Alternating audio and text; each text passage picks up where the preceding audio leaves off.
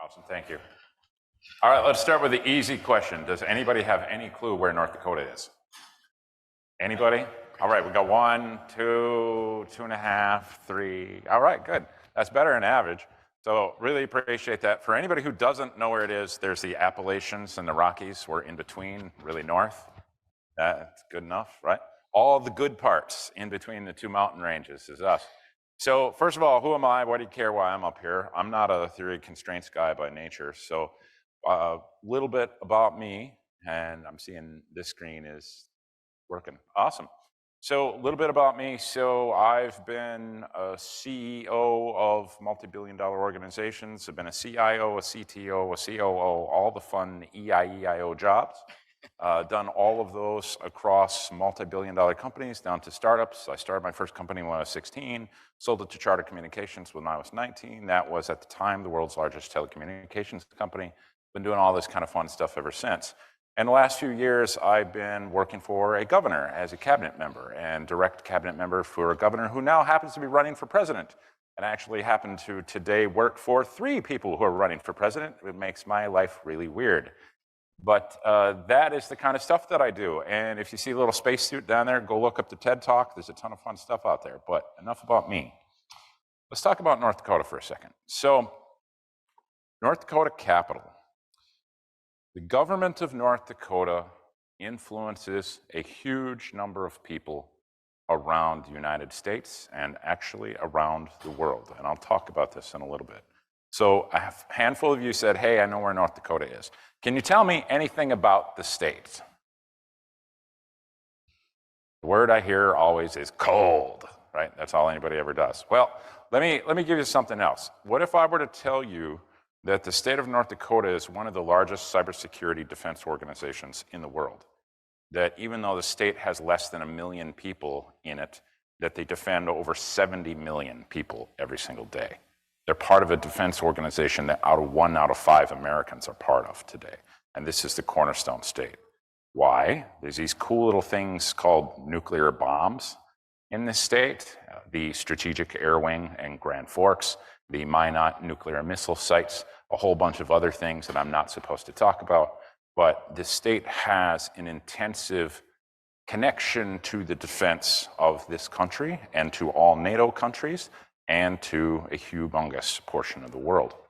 So when Governor Burgum came into his role here, Governor Burgum said, we have to think differently about government. How many of you really like the government you live under?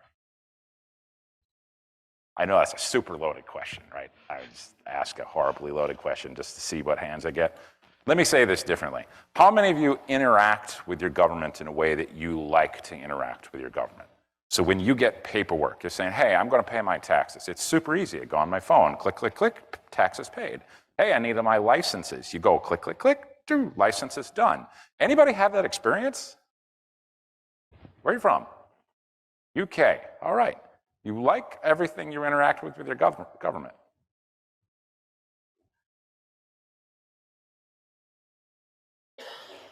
Okay, so it's vastly better, but is it where you want it to be? Is it as easy as working with Amazon? Awesome. That's awesome. You may be one of the first people, especially from the UK, who's actually told me that. Most of them don't tell me quite that. Maybe their experience is different. But I was going to say the person I was looking for was somebody from Estonia, because that is the one place I do know that actually is a very, very, very digital government. In the United States, most of our government is still paper. It is still very, very meticulously slow and painful.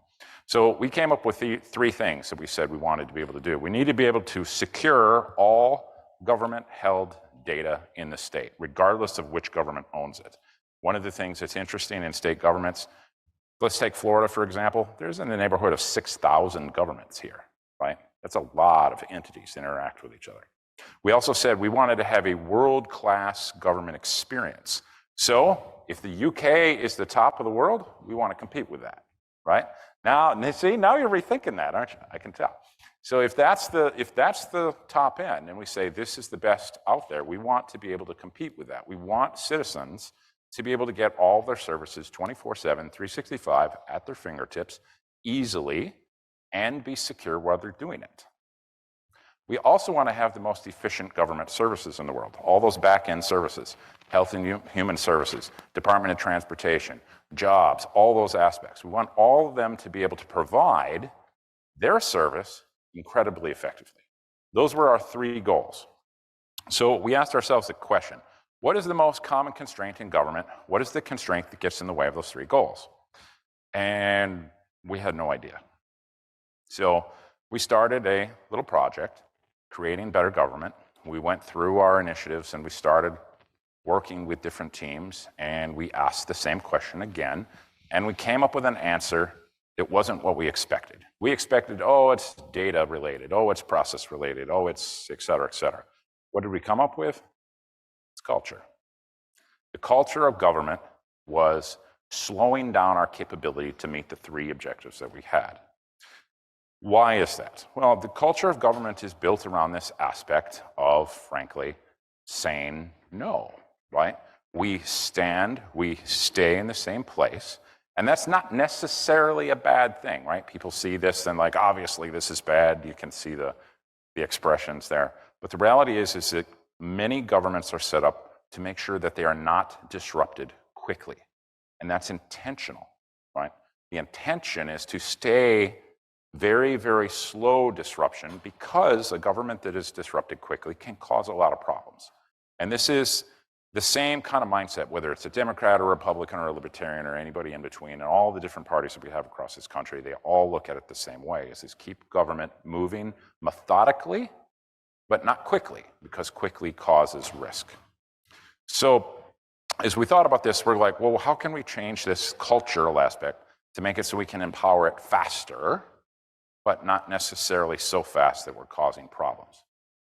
So we tried to change the culture ourselves. And what did we do? We said, all right, cool, let's put out this program, and we're going to get all these leaders together, and obviously everybody will like it, because why wouldn't they want to work together, and why wouldn't they want to work for the benefit of the citizen, right? We made all the really, really stupid things, arrogance and stupidity all in the same package. We were super efficient at how we sucked at this, right? We did it wrong, right?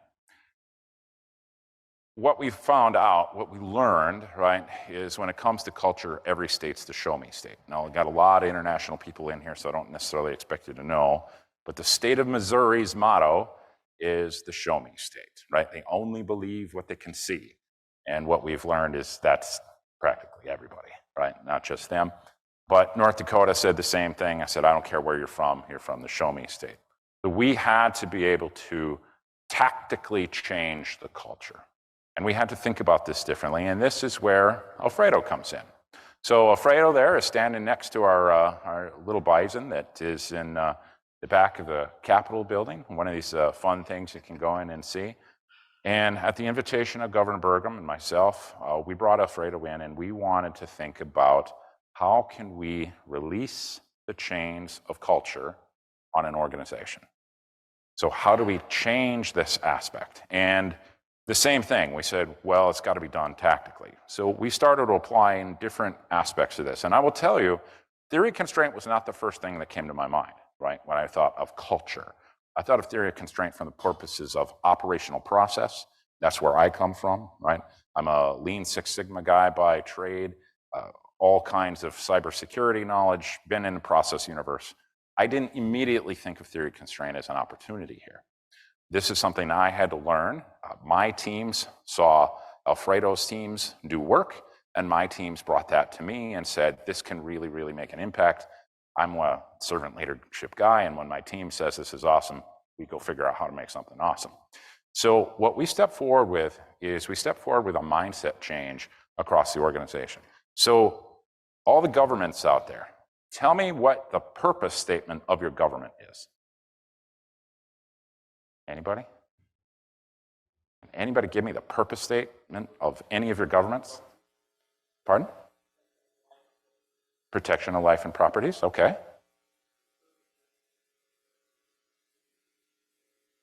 Okay, good. Serve the people, okay. So all of you are coming up with this on the spot, right? Have you seen this on a plaque anywhere? Have you seen this as your actual statement from your governments at all? No? right? The closest I ever see is to protect and serve. I see it on the law enforcement. That's probably the closest I ever see.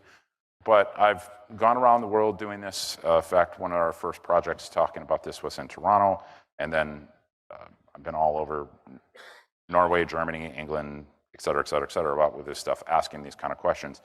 And the only one I've found right now is the state of North Dakota. And the state of North Dakota's model for a purpose statement that was put forward as a cultural collection across all of these competitive aspects of government was empower people, improve lives, inspire success. Now, state governments here do not get to have militaries, right? State governments actually don't even own the police forces for the most part. That's local and federal. The state government's in between. So this aspect of defense of the citizen is a little strange there, but I can understand why somebody would say, where's that? But I would look at it and say, improving lives covers that, right? So if you are a different state, we're here to empower people, help people get to where they want to go, help them from a commercial standpoint, from a business standpoint, help people get out of poverty, help people to get past the constraints of their lives to give them a new opportunity. Improve lives, right? Governments aren't always known for this, right? Depends on what government you come from, but we're not always known for this. Inspire success, creating opportunity. Now, we did this through our commerce departments, our EDAs, all of these local organizations to be able to help entrepreneurship, to help business development, help all of these different organizations move. And then we wrapped around this a set of individual words that we wanted to share across our entirety of our government. Gratitude. Have you ever heard governments talk about gratitude? I don't know that I ever have, until this one, right? Saying thank you to people, right? Being part of recognition of people, of doing good work, not only as the workforce of government, but as the citizenry of the state and its delivery. Curiosity. I have today a venture studio. My companies that we run today are venture studios. We empower companies all over the globe. We help build organizations. When I talk to entrepreneurs who have these great, amazing ideas and these great passions, and they want to build a product and they want to build a company, if they are not curious, I will not take them on. Curiosity propels growth, right?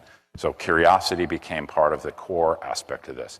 One of the things that you'd find, right? Anybody ever heard the, oh, we've always done it this way answers, right? You get this all the time. And governments are no different than big corporations in that sense. They say the exact same thing, except governments tend to be a lot older, right?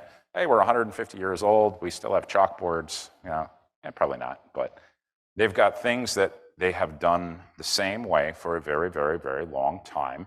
And without curiosity, they never explore the opportunity to change that. Courage. We want people to have the courage to change these things, the courage to take these things on. We want them to feel empowered. One of the biggest problems you have if you're working inside a government is, frankly, the media. Anything you do gets written up in the news, right? Everything, good, bad, or other. If you do something that's amazingly wonderful, one side of the media loves you and the other side of the media hates you, and you get ripped up and down sideways, no matter what you do, right? So if you're helping people, they'll say, oh, they're wasting taxpayer money on folks who weren't going to do whatever. It's incredibly problematic. So we wanted to encourage courage across the organization. And then an aspect of humility. When was the last time you talked to a humble politician? I see smiling and laughing, and yeah, that's a problem in today's world, right? Now, if you're from the upper Midwest of the United States, humility might have a little different twist to it than a lot of the rest of the country does. Humility in the upper Midwest is kind of this aspect of people walking around staring at their feet, no pride. It's not what humility is at all, not the way we present it. We said humility is having an accurate reflection of self. So instead of standing in front of the legislature and saying, look at all this amazing stuff we did, when it actually isn't that amazing, we wanted to be able to step in front of them and say, hey, we're pretty decent at this and this, but over here we're not so good at this and this. An accurate reflection of self. And when you have an accurate reflection of self, amazingly enough, problems get found and problems can be solved. And this ended up being part of this cultural transformation. Now, we also have an aspect of aspirations. Working as one. Governments don't do this very well, right? You get into state governments, there's tens of hundreds of different aspects of government, and they all have their own little leaders. And those leaders sometimes work together and sometimes don't. And we wanted to make sure they did work as one. Citizen focused. This is one of the things that seems odd to me. The customer of a government is a citizen. Why wouldn't we respond there? But we don't, especially here in America today. I won't get into the politics of that, but I'll just leave it there. Growth mindset. Believe in the art of the possible. Make a difference. If we're doing projects, why are we doing them for the purposes of paperwork? Why are we not making a difference? We don't want to do paperwork anymore. We want to make a difference to the citizens.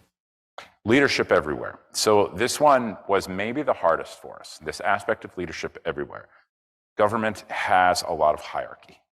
State government has a ton of hierarchy. And there's this belief that I am better because I'm elected, or I'm better because I'm appointed. I was an appointed cabinet member directly from a governor.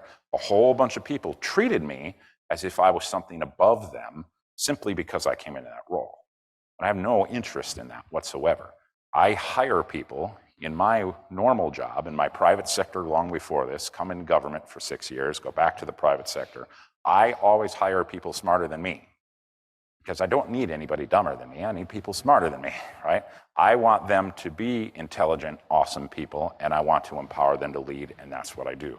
I go manage vision, they manage operations, whatever their job is, and we help push them up. This was an extremely foreign concept in government. So, the culture evolved, but what did it do for our outcomes? Where did it move to our outcomes? I'm going to jump through just a handful of things here. I could stand up here for several hours talking about the change and the outcomes and the impacts. Changing the culture, which is still changing, mind you, right? And will still evolve long after I'm well gone, has had incredible outcomes for these organizations. So first of all was COVID. So when we had COVID, we had the exact same problem as every other state, just an immense, complete void of information. Everybody's reacting in the moment. For us, on March the 11th of 2020, our executive order came out that said, evacuate all employees, evacuate all governmental, everybody. And for us, that was about 252,000 people. And I was given 2 days, 48 hours to do it. 48 hours to take out the entire executive branch, legislative branch, judicial branch, higher ed, K-12, cities and counties, and send them all to telework. 252,000 people. Before the day before that, we had a grand total of 800 licenses for remote workers because governments don't work, right? We don't do that. We enabled an unbelievable platform in an incredibly fast amount of time, and it was because people enabled a growth mindset. It was because people were curious as can be. It's because they were courageous as can be. And we just set forth and said, this, and this must be done. I do not care anymore about the political implications of this, what is necessary to do it. Call all the people, tell them this is what's going to happen so that we can all survive and continue moving. Ready, set, go. And we stepped forward and we took those things on. COVID was an incredible place that, frankly, had we not gone through this preparation, had we not positioned ourselves, I have no idea how the government would have stayed open. And what we saw in state after state after state, we saw the comprehensive collapse of services all over the place. Now, people accepted it because of the pandemic, but the reality is we're almost 4 years later now, and we're still cleaning this up all over the country. Right? There's all kinds of places we're still doing cleanup on these issues. Now, all of these folks were able to go home, work from home. We were able to continue operating. We were able to continue providing services for citizens. How many of your states moved their Supreme Courts to virtual services? Anybody know?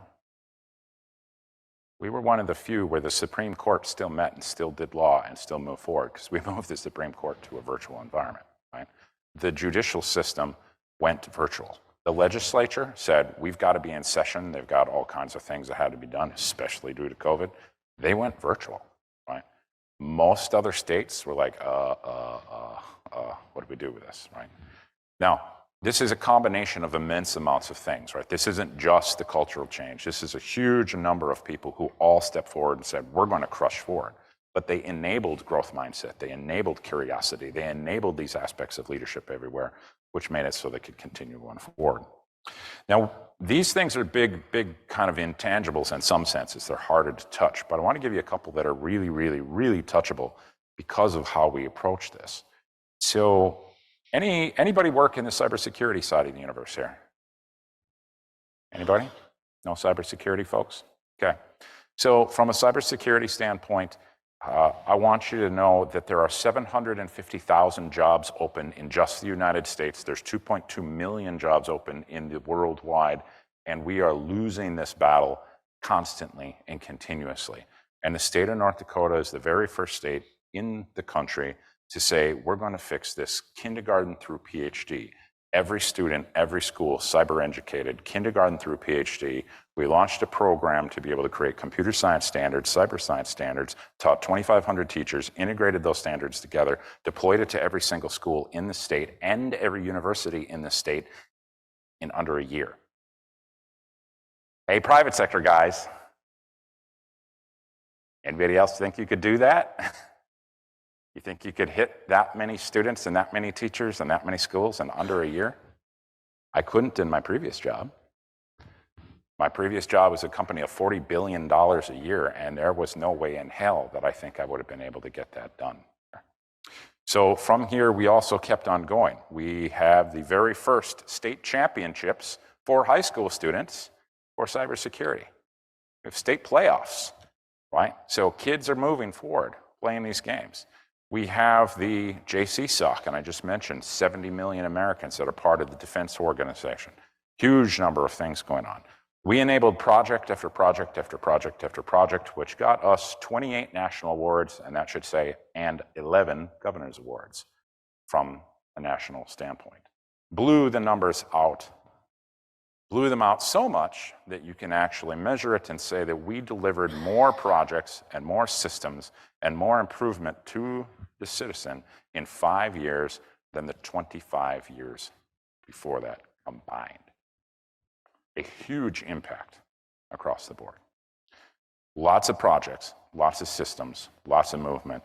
It was possible because we took on the aspect of culture. So Alfredo's going to come up here. He's going to talk about this, talk about the nuts and the bolts of it. But I have to say, just again, my thank you to Alfredo and Alfredo's teams. I have to thank all the North Dakota teams across the board, right? This wasn't a universal thing. It wasn't super fast. It takes a long time to do these things. But this aspect of acceptance made it possible to serve the citizens.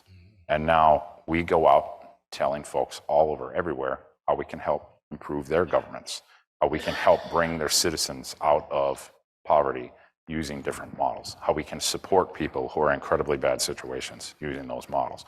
And it really, again, it all comes back to this aspect of culture. So from here, I'm going to hand off to Alfredo, and I'll stay up here as we go. Okay. So how do you follow a vision like that? How do you make a vision like that Shawn has happen, right? So what I want to share with you is the sort of tough work that his dedicated employees did to meet that challenge. And he had backing, right? The governor recruited him from the Mayo Clinic to the CIO position. And this was the charge that he put in front of every state employee, and it was the first slide that Re-Engine did when we taught government improvement and the principles of theory of constraints to over 1,200 employees. Anything being done simply because that's the way we've always done it should and must be rigorously but respectfully questioned. And no matter what, we must have the courage, again, a value there, to admit that we can always do better. Governor Doug Burgum. And we had our charge and we had our goals laid out. So the lay of the land was that we had a well-meaning government. We didn't know that COVID was on the horizon. We had dedicated public servants, but we had a traditional state agency with what, a 1980s mindset? 76. Right? And so how to then attack that? Okay, so here we had the IT challenges, which are still ones that face government today, right? And it kind of draws and quarters us.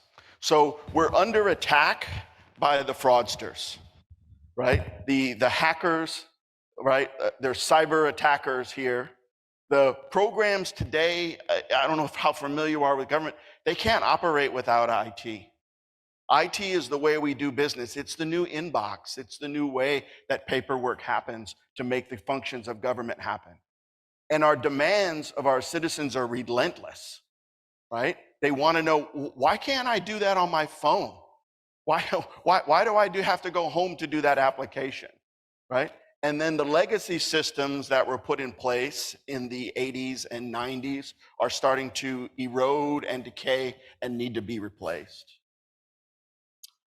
So we're being drawn and quartered in information technology, and there's increasing risk as we move forward.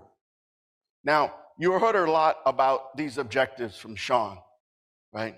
World-class government experience, secure all data that's held by the government, most efficient government services, backed up by alignment, courage, and focus, and driven by something called objectives and key results. Great book by John Doerr, Measure What Matters. And so they had to begin by deciding what not to do. They had to focus on certain select things within the organization to be able to not peanut butter spread their effort across the whole organization. They had to find focus, as Ellie Goldratt urges us with this quote, focusing on everything is synonymous with not focusing on anything. And so they used OKRs and other elements of theory of constraint in order to align the organization, to get at that culture that Shawn was talking about, right? What are the different ways, right? We have leadership and reinforcement. We have objectives and key results. We have engagement and an improvement culture. We have the values that Shawn talked about. And we have also, of course, focus projects, which we're going to do more talking about to do that. And so what we did is we used this 7-phase technique where we designed the system. We discovered what good looks like by using the 5 focusing steps. We'll talk more about that when we talk about the strategic compasses that we built. We mapped out the current situation. We put up current reality trees that portrayed our current situation in the organization, and then juxtapose that with Shawn's vision. Huge gap that needed to be sealed. And we didn't realize the urgency because we didn't understand that COVID was around the bend. And if I can talk on the vision for just a second. Please. Here, so just to poke this.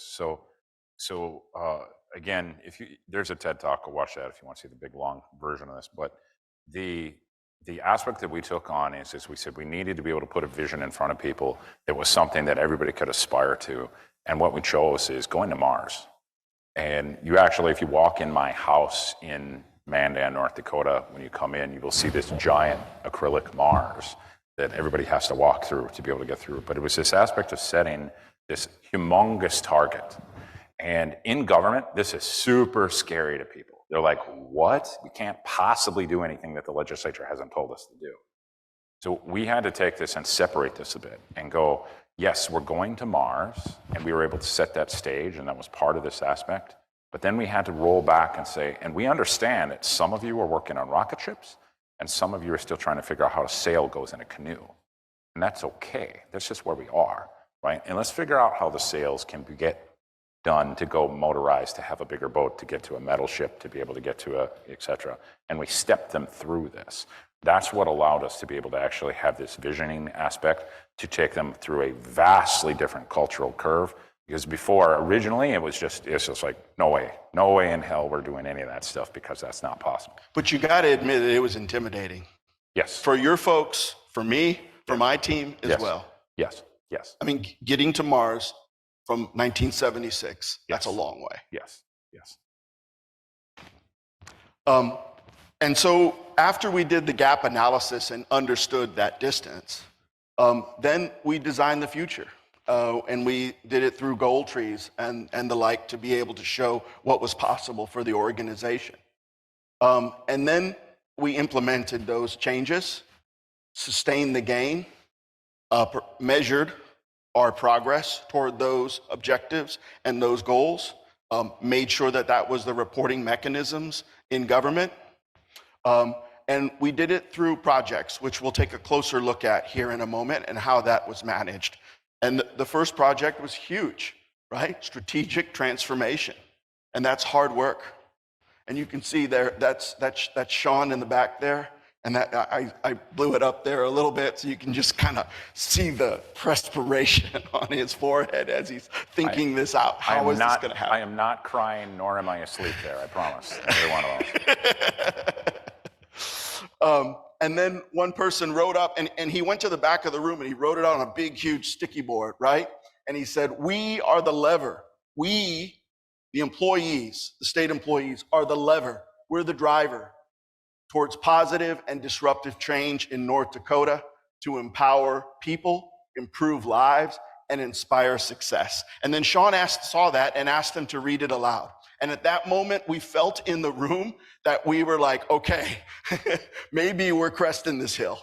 Like maybe we're really moving forward when that embracing of responsibility and accountability was happening right there in the state employee level. Unsurprisingly to this audience, we applied the 5 focusing steps when we identified the constraint. And we'll talk more about how we optimized the constraint, subordinated, elevated, and went back again within the system. But the first constraint that we were faced with here in all its ugly splendor is, I'll read it aloud. It's going to be as burdensome as today as it was then, right? Work demand is higher than resource availability, which impacts ability to deliver value for customers, citizens in a timely manner. That's what we were up against. Okay? And then here, what we did is taking a page from Viable Vision, Robert Fox, Kevin Fox. Here, we built a strategic compass, a throughput operating strategy with the value chain that's here. You can see the constraint that I just read aloud here. You can see everything that Shawn said about developing a world-class government experience and providing that to the people of North Dakota to empower people, improve lives, and inspire success. And we identified what we wanted to go into the control point so that the constraint was not starved, so that it always had plenty of work to do, but it wasn't overwhelmed by that work. The customer sees the design, very important in state government, because he is working hand in hand with other agencies and other directors, and they're actually giving him money, often federal money or state allocated money, for him to do his IT projects.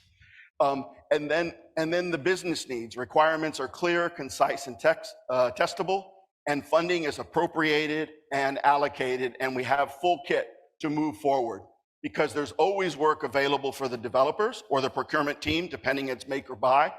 Work is released upstream, does not cause these folks here to multitask and get overwhelmed. And then afterward, there's no delays, there's less and less clarifications, we establish a learning loop, and there's no backlogs or bottlenecks after the constraint. Everybody see? That's like the heart. That's the heartbeat of what we were doing. Give you a quick on the scope of this. So this was one of the largest platforms in scope that had ever been done at the state at that point, and then it's just doubled and doubled and doubled over the next few years. I mean, so You're talking hundreds of millions of dollars worth of projects. In fact, we get to the point where $100 million projects individually, we're not even really bubbling to the top of the dashboards. That gives you an idea of kind of the scope here. You're in the multi-billions of dollars worth of IT projects across systems and cross platforms over multi-years. And we're going to take a glance at those, and probably it'll bring back some memories for Shawn in a second when we take a look at the journey board or the Kanban board here in a moment. Before we do, I just want to sort of give a refresh here, right? So on this strategic compass or throughput operating strategy, we basically embrace the 5 focusing steps, and as Boaz Ronan advocates, add the goals and the measures. So we have the goal, the value chain we described, what good looks like before, during, and after the constraint.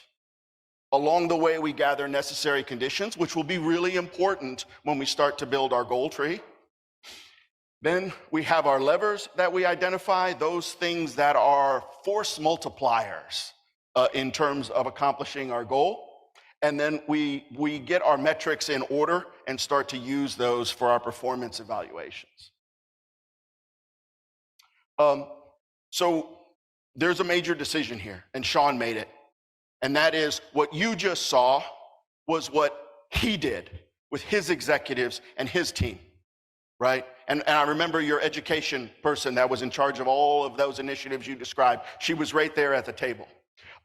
And you decided that I want to pursue alignment. I want every department, every office to get together and go through this same 5 focusing steps, plus a goal, plus performance measures. And he did so. Robert Hart, Gary, Michelle went to every office and facilitated the development of that. Then what we did is we took the goals, all those major objectives that you saw, and we put it right in here. You can see that's the goals of Governor Burgum right there, okay? And then we identified all of the obstacles. This is the interference diagram made popular by Sproul, and there's the Golden Goose in 2020 presentation on this. And here, these are all of the identified ideas, or maybe solutions, possibly, that the team identified in order to overcome those obstacles, in order to achieve those goals. It's an incredible qualitative picture of what the organization faced. And when they put on all the obstacles, it was like the air let out of the room, Shawn. But when we put on the ideas for the solutions, it's like we brought spirit and heart into the room again, and confidence that they could do it. It was pretty, it was a moment. So each of the different teams Shawn assigned, they took on key objectives. You can see there, objective 3, provide the most efficient services in all of America. And then I want to dwell a little bit on this slide here. This is what we did in order to be able to achieve flow in that value chain. Boy, that's hard to do in IT. And so what we did is we followed the principles here of this, which Kristen Cox and her team in Utah has improved on some of those and made it function effectively within the context of a government environment. Like, here's triage and FIFO. Don't over exceed the capacity of the organization and accomplish choke and release there. We did full kit, don't assign work without full kit, and perhaps most importantly, Pareto it and establish a learning loop. Maximize blue light, as taught to me and taught to all North Dakota employees from Kevin Fox's book, Aligned and Engaged. And so we each had our raison d'etre, whether we were an executive assistant or we were a data analyst. We all knew what our blue light was within the organization. Then we synchronized with the constraint, right? We didn't exceed what the pace of the constraint would do, but we were constantly trying to improve the constraint. So at first the manager said, whoa, I need to start work on everything that the agencies have given us. We have to. They've got the money, they're expecting this. But then we realized when we played the bead game and a version of the dice game, that overwhelming the system only resulted in slower work. That took some management chutzpah in order to be able to accomplish in a government environment. Then we had standard work and realized that that is not just a simple tool, but a tool to reduce our over cognitive load, and we documented all our processes. And then we visualized the work and did work on journey boards, like you're gonna see right now. So this was the master journey board that we did. I forget the name of your portfolio manager, Justin. Justin. It was Yep. Justin. Yep. And here we put this together, and everybody in the room made sure that their projects that they were working on that were going to transform North Dakota were on this board. And then we started to manage them, and here you can see the goal markers of when we're going to obligate ourselves and our teams to be able to move forward those projects through time and space. And here's another example of a journey board. In this case, this is one major project for one of your agencies. And these are each tasks that move through this system of development for IT development. This is just a quick vision of what the goal tree looked like and turned out to be. You can see here some of the things that we've talked about with strategic compasses, and we have them connecting here to things like we are mapping by flow, as we described. We're managing by OKRs, and then we're able to achieve our critical success factors, like securing government data, all government data held in North Dakota, to empower people, improve lives, and inspire success. So that was the path that we took. Ultimately, the organization moved into what I call the Temple cycle, named after one of my mentors and a boss, Larry Temple. And that is to always know what your current state is, set yourself ambitious targets, focus on the constraints to create capacity, but don't lose it to Parkinson's law, and then apply that capacity to get results in your system as a way to attain continuous improvement. And I think we've reserved a bit of time, about 10 minutes, for questions.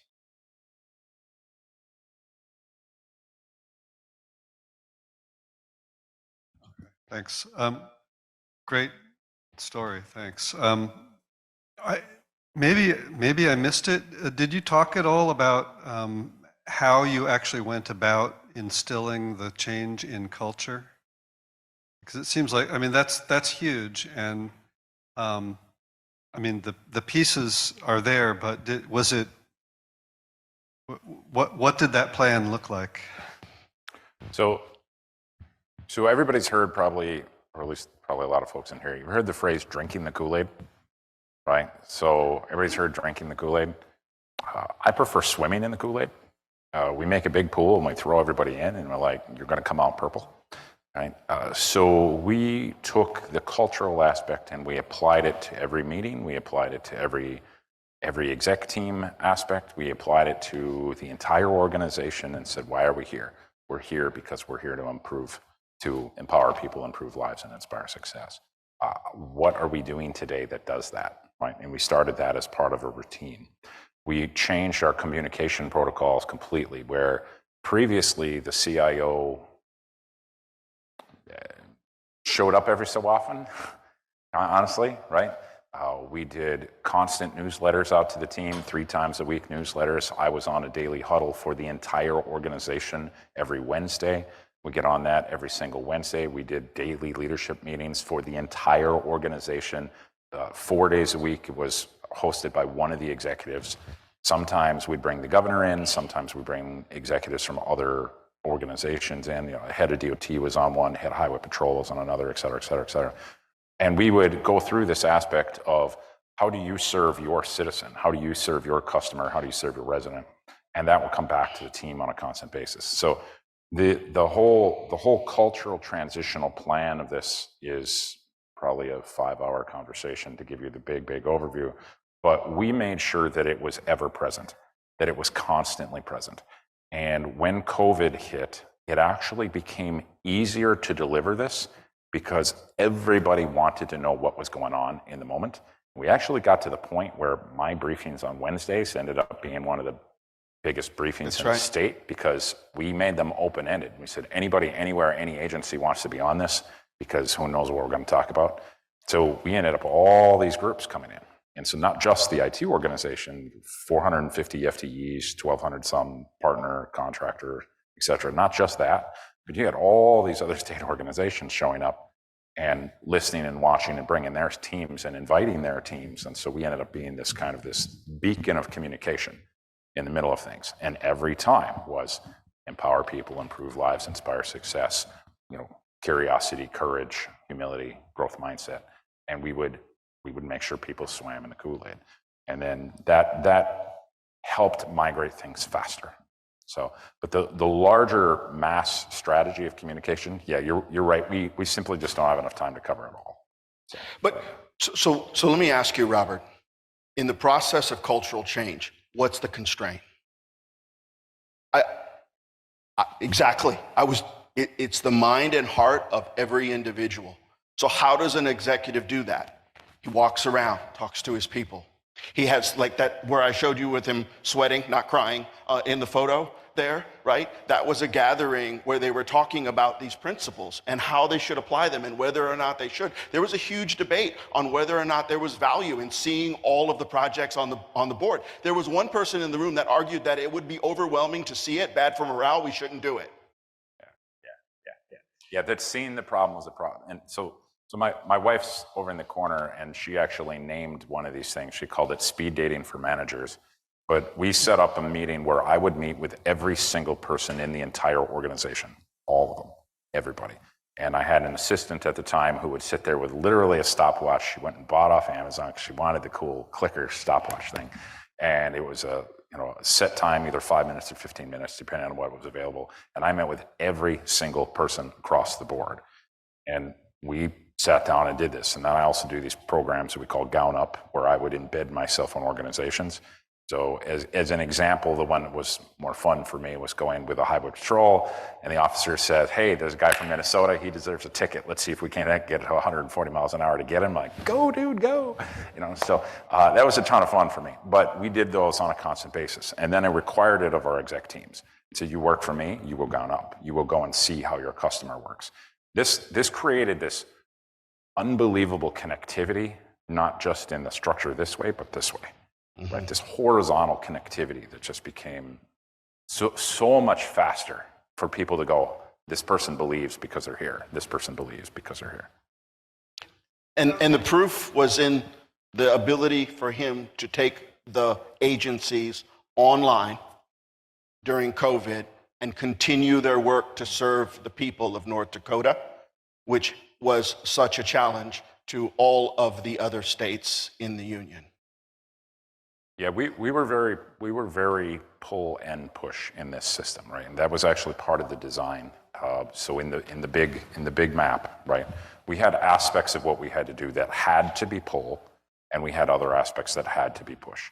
And this is where government doesn't work the way people think it does, right? Everybody thinks of, if there's one name on the government, that everybody acts in one way. Well, what it really is we look much, much, much more like the United Nations. We're 170 different countries within a state government, and everybody does whatever the hell they feel like individually. And I have a better way to describe that I'll tell you off camera, but there's not a lot of incentive for people to work together, to be honest, in the environments. So you can't approach every customer the same way. You have to take it customer by customer by customer. So I'll follow it up with a question. We've seen some amazing case studies in the past that in government, I've been involved in a few that unfortunately that doesn't survive a change in leadership like a governor. Do you want to share any lessons in terms of how are you embedding these systems? Have you changed anything in terms of the measurements, in terms of the systems that will make sure that it can survive a change in leadership at the highest level? So we used a saying on this, and we said we need to change the pull of gravity. So the idea is that the executives will absolutely change out. I had a deadline, right? I had last December, I'm done, right?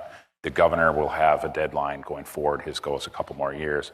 Other executives in the team had the same thing. We have when I first got there and started doing all this exciting let's go to Mars stuff, literally one of my own team in my own organization looks at me and goes, ha, that's funny. I'm going to outlast you. I'll be here longer than you will. I don't have to do anything. He point blank tells me this. And I said, thank you for the challenge. I love those, right? Just tell me something's impossible and then I'm going to go do it. But we set up this aspect to where it's changing the pull of gravity. And this changing the pull of gravity concept is to move where things default to, right?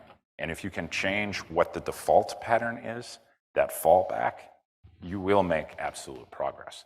It's a lot of complexity, and obviously we don't have time to get into all that, but that's the concept you have to get to is where would it go when I leave? Where would it go when the governor leaves? You change the path of that, you've made permanent change. Gentlemen, thank you very much.